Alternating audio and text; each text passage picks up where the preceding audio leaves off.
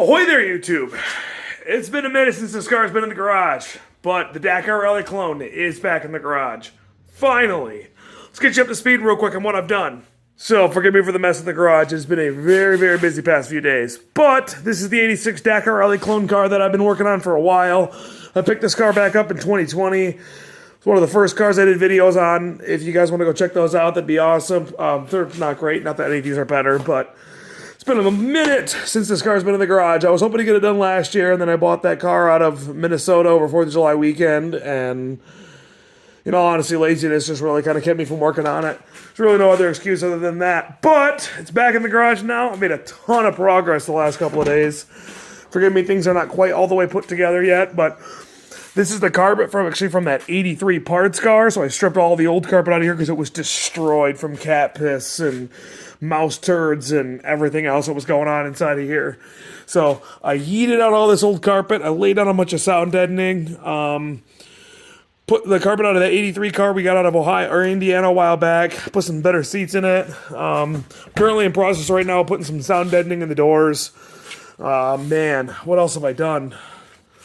Tons and tons and tons of stuff. I sanded and painted everything on the inside. Put some sound deadening down over here. I'm working on getting the carpet for the back section back done. I put some nicer panels in over here, and oh man, just tons and tons of little things I didn't think would be all that exciting to record, so I didn't really bother doing any of it. I might snip a little bit of footage in here, me cleaning it out and putting it back together and stuff like that, but got some nice panels in the bottom here, and oh, a new fender. Put a better fender on it. The old fender was kind of tweaked up here in the front a little bit and kind of rusty, and the paint was really crappy on it. Not that the paint's any better on this. The whole car is getting re-sprayed, so that doesn't really matter, but for now, this is definitely in better shape than the old one. So, this car I'm putting European spec parts on. You can see these are European spec headlights. I do have a European spec grille, European spec license plate frame, European spec steering wheels on the way. I got tons of other European related parts that are on their way. So, planning on swapping that all out with this. Got a really cool rally livery theme that's going on with it. One thing I also did is I blew all the suspension out of it. I sandblasted everything, got it all cleaned up. I kind of undercoated it a little bit, gave it some paint, kind of help it out. I'm going to put MR2 brakes on it. I got to do the MR2 brake booster here soon. I got some paint coming on here that should be in the mail, I think, tomorrow. It's like rust bullet or something like that. I'm going to coat all the suspension parts with this. I'm going to change these bushings out, get the new strut inserts in there, get new springs in there, and everything like that, get that all slapped back together. But I think I'm going to wait until the engine and trans are back in before I actually do that, because it seems like a waste of time to put all the control arms and everything back together, only to eat them back out a little while later. So, I don't know. Yeah, that's just a minor quick update as to where I'm at right now with this car. Let's go ahead and cut now to some footage of me rebuilding the engine. I want to give a huge shout out to my friend Nate for helping me out with this. It would not have been possible without him. He taught me so much about engine rebuilds and stuff like that while we were in the process of doing this. So here's some footage of the engine getting rebuilt.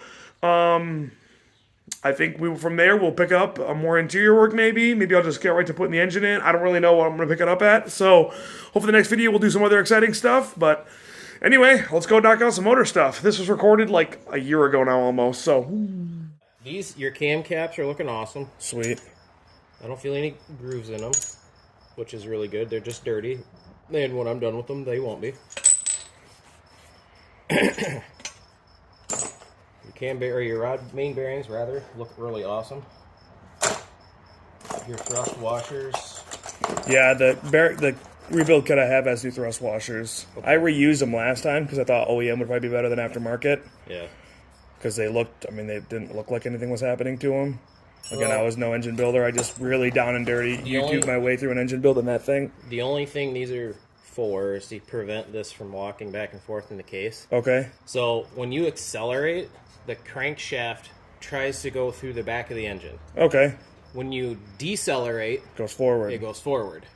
So, and I'm talking more along the lines of like when you're, because if you have a manual transmission. Yep. So, yeah, it's really cool to downshift. But the crankshaft is pushing forward. Okay. So these prevent the crankshaft from walking around too much. Okay. So That's like a limiting strap in a way. Sort of, yeah. But see, there's a tiny little groove on that. This was probably the rear one. Okay. Because, you know, it's gonna try to push out the back more so than it's gonna try to push out the front. Okay. So there's nothing I can feel on that one. That one's got a little bit This of a one's lip. got a good lip. You can feel that one. So I Okay. mean, this was probably the rear one. But otherwise, it looks great. Sweet. And these surfaces right here, which is where those ride. Actually, I think they ride like that. Yeah, I'm pretty sure that's how they came out. The oil's got to get into the to lubricate all that. This is obviously that nothing's spun in it, so I mean, all these look great. Sweet. Then on the back of the bearing here, there's a bunch of nombas. Oh, is that going to be for oversized or undersized or whatever it is? This one's stock. Perfect. Has no numbers on it. Otherwise, there'd be numbers. Normally, if you get a crank turned, Yeah. they'll write numbers up on the first journal there, so that when you're looking down on it, you can say, all right, this has been turned 10 thousandths or 20 thousandths or whatever. Okay. Normally, they'll do them both the same size, so normally. Yeah. Unless you specify, hey, I just want my rods 10 under or my mains 10 under, then they will grind the whole crank 10 under. Okay. At least that's what my crank grinder does, which is Okay. fine. And I don't have any issues with that. And the only other thing you got to do is make sure that when you look at the top of your first counterweight there, if it's got numbers in it, and make sure you get the right bearings, because otherwise there's going to be all kinds of no oil pressure. Yeah, I don't want to have that. So I bought an Asian oil pump. I wanted to make sure that everything was going to be Right. ideally as good as possible. Let's put this in the box. So. So, we're going to look at the pistons. New pistons. Domestic and Japanese is the only company I could find. It was like $60 for the pistons, and then I had to get the rings separately. It's got the pistons and then the whatever those little those little things that you put on That'd it. be the wrist pins. Wrist pins. So they're 1 millimeter. These are 1 millimeter oversized. So that's the number you're going to be looking for if you buy Okay. a used engine. Okay. So if you have any kind of if you're unsure of if the engine's been bored or anything like that, Look for stamps. look on for the top. stamps in the pistons. So you might have to bring a wire brush with you or whatever, and just clean the top off. Yeah. Not necessarily on a drill either. You can just kind of scrub it off with one of these, Little brushes. little steel toothbrush. Yeah. Good for pistons, bad for teeth. So you're going to want to look for a number of some sort. If it's a domestic engine, It's going to be like in the thousands. it'll versus tell you in metric the millimeters thousands or whatever. for the most part. I think with my 6-liter in my truck or like my wife's Expedition, it'll tell you in metric because those are just metric engines. Yeah. But if it's like an older engine, such as like Windsor 302 or Okay. something of that nature, it'll be in thousands. So it's because this is 1.0 or is it 0.10? 1.0. So that this would is be a 40 thousandths is 10. So then like 20 thousandths would be half. So 50, like a 50 millimeter or whatever. Yeah, Okay. I think 30 thousandths is 0.25 millimeter or something Okay. of that nature. I would have to, get my calculator math. out and do math and convert it into freedom fractions. It's converted to fractions of countries that have flags on the moon. Yeah, exactly. America. I'll So- get this up here and I'll kind of follow you around with this a little bit. That way I can see it close. Now we got, the deck surface here. We'll actually probably machine the deck surface too, just to make sure Okay. it's nice and flat. Yeah, there's a lot of water that got in it. Not a lot of water, but it definitely got water in it. So this isn't Does it feel like there's much of a lip on the top? But this isn't so horrible. I've seen worse. plus a lot of it probably is coming out of the hot tank. I probably didn't dry it all the way. Right. Some of this because right now I'm kind of wiping it off. Yeah. So that means that it's not deep rust. So we're not really worried about that. Plus, when we bore this, it's not going to be... This right here it's okay. It's not going to be a big deal. Yeah. There isn't really much of a lip. There is a lip at the top, but there isn't much of one. So, I think it was cylinder 4 on my old Tercel engine that I did that had like literally a 10,000 lip on it. Feels like it might be a little bit more up here, but that also might be just some carbon still that didn't clean up. I really don't know. This isn't much of a lip. Okay. This is probably 5, if that. So I mean, it's not that big of a deal. We'll get this all decked and clean up all that. But same thing, we're looking down into the water passages. We want to make sure that all of the, any kind of visually inspect it for Yeah. cracks and whatnot. But we want to make sure that we can make sure that there's no large amounts of buildup in there of any sort. Yeah, I can see light through it, so I guess that's good. Like right now, there's a little bit down. Nah, that's just casting. So I figured that it was. I figured that was some goop, but it's not. It's casting, so Sweet. we're not worried about that.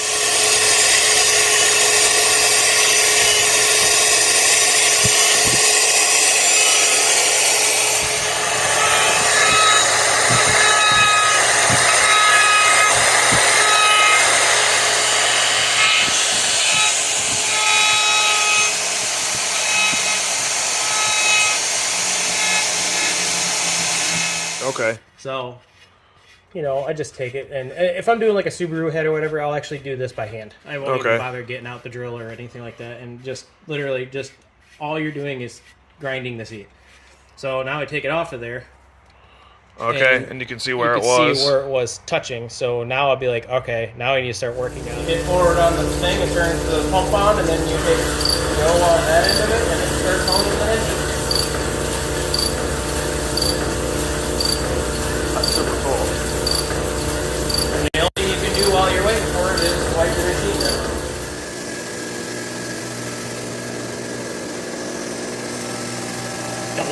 Oh yeah. License to not do any thrilling. License to go the speed limit now. Yes, I can do 55. I can drive 55. Eat your heart out, Sandy Hagar. Go. So we're going to take some engine assembly lube. I use 105. And we are just going to...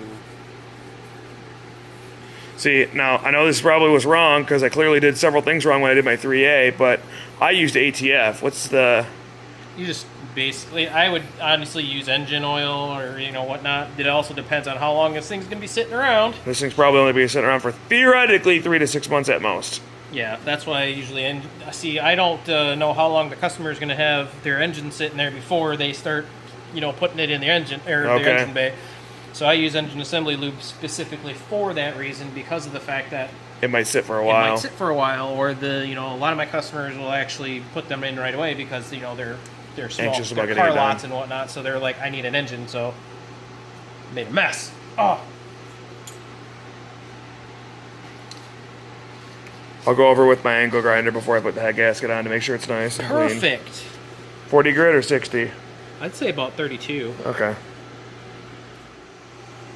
So we're going to take our engine assembly lube and put it on the rod bearings. Smear it around.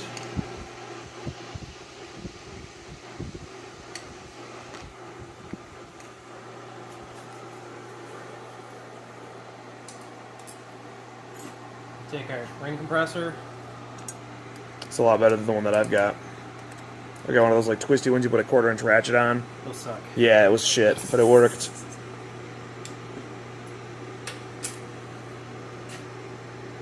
Alright.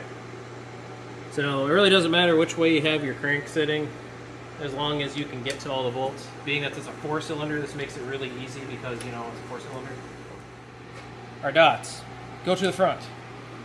I found that when I took these apart, these dots go to the front, which means that those holes face the passenger side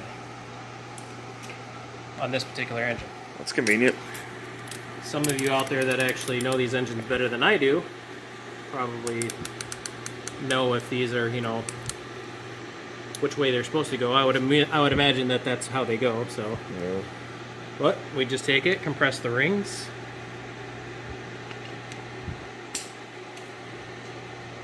Then we take our big hammer and beat the top. Just kidding, just kidding. Gently. I don't have the fancy one with the big old long horn on it. Yeah, I've seen those. I buy a hammer. It's going to use a couple, you know. Multi-tool. Yeah.